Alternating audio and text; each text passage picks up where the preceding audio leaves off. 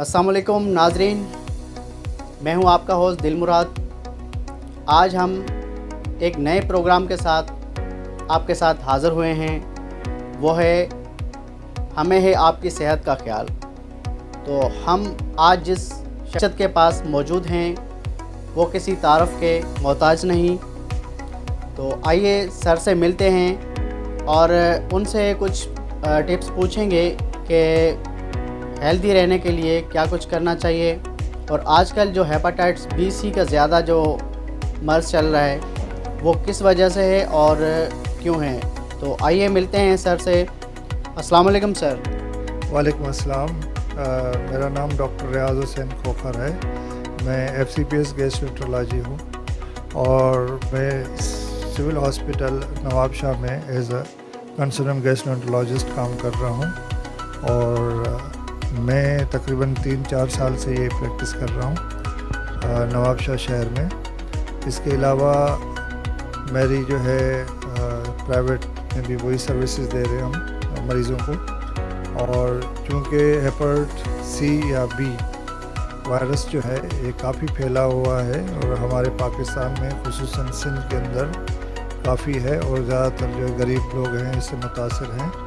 और ये hepatitis B virus या हेपेटाइटिस सी वायरस ये जिगर के खलियों पे असरअंदाज होता है और जिगर को कमज़ोर करता है, जिसकी वजह से जिगर सिकुड़ जाता है और उसके सिकुड़ने की वजह से जिगर का जो आम जो नॉर्मल फंक्शन है वो वीक पड़ जाता है, जिसकी वजह से पेट में पानी आ जाना, आँखों में पीलापन आ जाना, बेहोशी के दौरे पड़ जाना, खून की उल्टी शुरू हो जाना और काले पाखाने शुरू हो जाते हैं और कभी कभी तो जिगर में फोड़ा भी हो जाते हैं, जिसे कैंसर या सरतान जिगर का कहते हैं। इसके अलावा ये मैं आपको बताता चलूँ कि ये जो हेपेटाइटिस बी वायरस या हेपेटाइटिस सी वायरस है ये इसकी क्या वजूहत है, ये किस चीज़ों से फैलता है और उसके लिए हम कौन सी एहतियाती तदाबीर कर सकते हैं। हेपेटाइटिस बी वायरस एक किस्म का वायरस है, जैसे आम जरासीम होते हैं, बैक्टीरियाज होते हैं, वैसे वायरसेस हैं।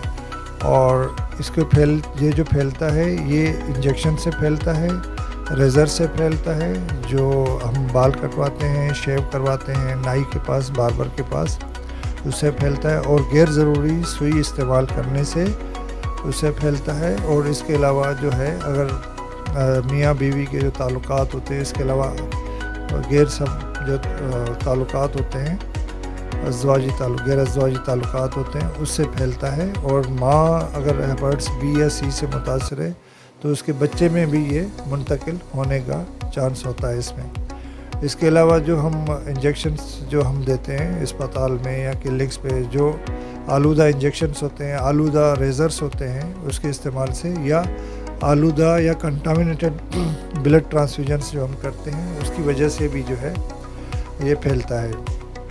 और दूसरा हमारे यहाँ ये आम कॉन्सेप्ट है कि hepatitis B virus, hepatitis C virus पानी की वजह से फैलता है, ऐसा कुछ भी नहीं है।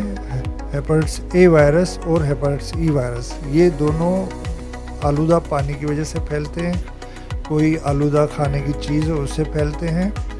बाकी हेपेटाइटिस बी वायरस और हेपेटाइटिस सी वायरस ये सिर्फ़ और सिर्फ इनके जो मुंतकली के जो चांसेस हैं वो सिर्फ ये है कि इंजेक्शन से फैलता है, रेज़र से फैलता है। उसके अलावा जो अज़वाजी जो ताल्लुकात होते हैं, गैर अज़वाजी ताल्लुकात होते हैं, जो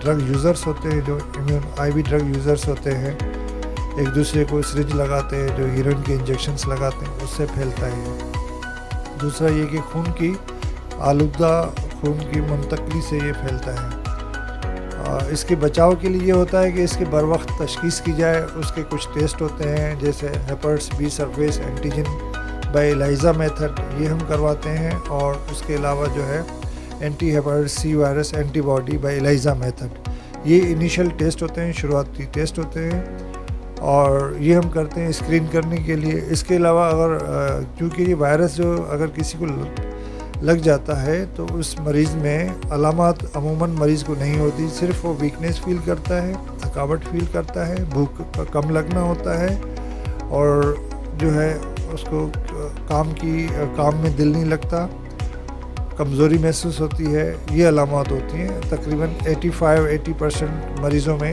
یہ جو ہے نا تشخیص نہیں ہو پاتی، تشخیص صرف خون سے ہوتی ہے، ہیپاٹائٹس بی سرفیس اینٹیجن اور anti hepatitis C virus antibody level check کروانے سے ہوتی ہے۔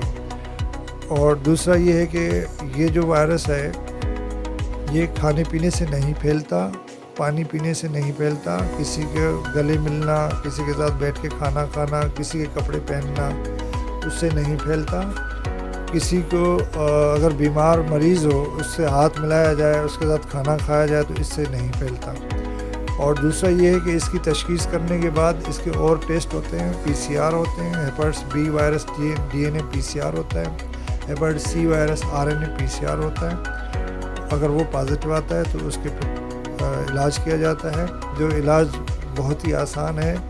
پہلے تو انجیکشن تھراپی ہوتی تھی، ابھی جو ہے ٹیبلیٹس پہ آ گئے ہیں، اور 1 گولی یا 2 گولیاں جو ہوتی ہیں اس سے علاج کیا جاتا ہے۔ عموماً 12 ہفتے کا علاج ہوتا ہے، کسی مریض کو 24 ہفتے بھی ٹریٹمنٹ دیا جاتا ہے۔ اور بالخصوص ہمارے سندھ میں چیف منسٹر پروگرام ہے جس کے تحت یہ سارے جو ہے نا ٹیسٹ فری میں ہوتے ہیں، اور اس کی ادویات بھی فری میں میسر ہوتی ہیں مریضوں کو۔ اس کے علاوہ بی کے بچاؤ کے لیے جو ہے ویکسینیشن پروگرام ہوتا ہے، وہ چیک کرتے ہیں کہ کسی کو ہیپاٹائٹس بی نہیں ہے تو اس کے لیے ویکسینیشن پروگرام ہے، جو 3 ٹیکے لگتے ہیں مختلف اوقات میں، مختلف دنوں میں۔ پہلا لگتا ہے پہلے دن، دوسرا ٹیکہ لگتا ہے 1 مہینے کے بعد، اور تیسرا ٹیکہ لگتا ہے 6 مہینے کے بعد، یہ ہوتا ہے۔ اور دوسرا یہ ہے کہ اگر کوئی حاملہ مریض ہے، اس کو اگر ہیپاٹائٹس سی وائرس آتا ہے تو اس کا بھی تشخیص کرتے ہیں، PCR کرواتے ہیں، الٹرا ساؤنڈ کرواتے ہیں، LFT کرواتے ہیں، اور اس کا بھی جو ہے آفٹر ڈیلیوری جب بچے کو فیڈ کروا کے 1 سال کے بعد، یا آفٹر ڈیلیوری اگر بچے کو فیڈ نہیں کرواتے تو اس میں آپ ان کو ٹریٹمنٹ دے سکتے ہیں۔ ڈیورنگ ڈیلیوری ہیپاٹائٹس سی کی ٹریٹمنٹ نہیں دیتے، اور جب ماں اپنے بچے کو دودھ پلاتی ہے تب بھی ہیپاٹائٹس سی کو ٹریٹمنٹ نہیں دیتے۔ باقی ہیپاٹائٹس بی کی ٹریٹمنٹ ڈیورنگ پریگننسی اگر آ جاتا ہے، اس کا اگر وائرس 2 لاکھ سے زیادہ ہے تو اس کو ہیپاٹائٹس بی کی ٹریٹمنٹ دیتے ہیں، اور ڈیلیوری کے 3 مہینے تک یعنی 12 ہفتے تک بھی دے سکتے ہیں ہیپاٹائٹس بی کا ٹریٹمنٹ۔ اور ہیپاٹائٹس سی کا ٹریٹمنٹ ڈیلیوری کے بعد اگر ماں بچے کو دودھ نہیں پلاتی تو ہم دیتے ہیں، اگر دودھ پلاتی ہے تو دودھ پلا کے 1.5 سال کے بعد جو ہے اگر اس کو ہم ہیپاٹائٹس سی کا ٹریٹمنٹ دیتے ہیں۔ ایک تو یہ ہے، دوسرا یہ ہے کہ اس کے لیے بہتر یہ ہے کہ ہم یہ سمجھ جائیں کہ ہیپاٹائٹس سی جو ہے صرف آلودہ سوئیوں سے پھیلتا ہے، کھانے پینے کی چیزوں سے، کسی کے میل میلاب سے، بیٹھ کے بعد ملنے سے، کپڑے چیزیں استعمال کرنے سے نہیں پھیلتا۔ اور دوسرا یہ ہے کہ اگر کسی کو ہیپاٹائٹس بی یا سی ہے تو آپ نے جو ہے مستند ڈاکٹر کے ساتھ رابطہ رکھیں، ان سے آپ جو ہے اپنی معلومات لیں، ہیپاٹائٹس بی اور سی کا ٹیسٹ کروائیں، الٹرا ساؤنڈ کروائیں، اور کس اسٹیج پہ اس کا ٹریٹمنٹ کروائیں، یہ ہے۔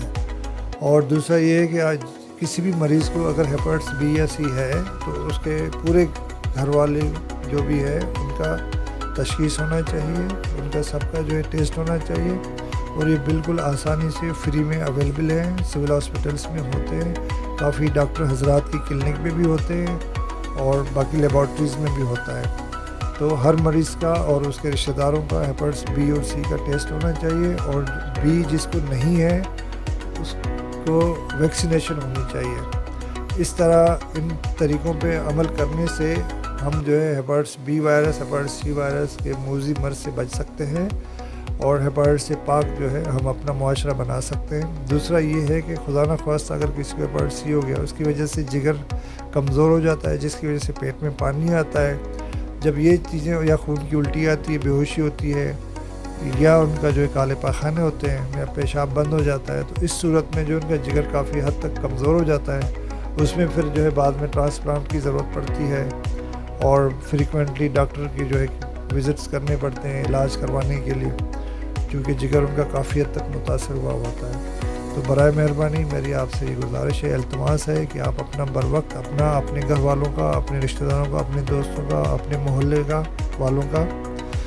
والوں کا جو ہے یہ ٹیسٹ کروا لیں، اور ان کو جو ہے آگاہی دیں اور ان کا علاج کروائیں۔ شکریہ۔ ناظرین، یہ ہمارے محترم جناب ڈاکٹر ریاض حسین کھوکھر صاحب فرام نوابشاہ سے سائیں نے بیسٹ اویئرنیس ہمیں دی ہے، اور آپ اس پر عمل کر کے اپنے اور اپنے پیاروں کی زندگی بچا سکتے ہیں۔ اسی کے ساتھ اپنے میزبان کو اجازت دیجیے گا۔ اللہ حافظ۔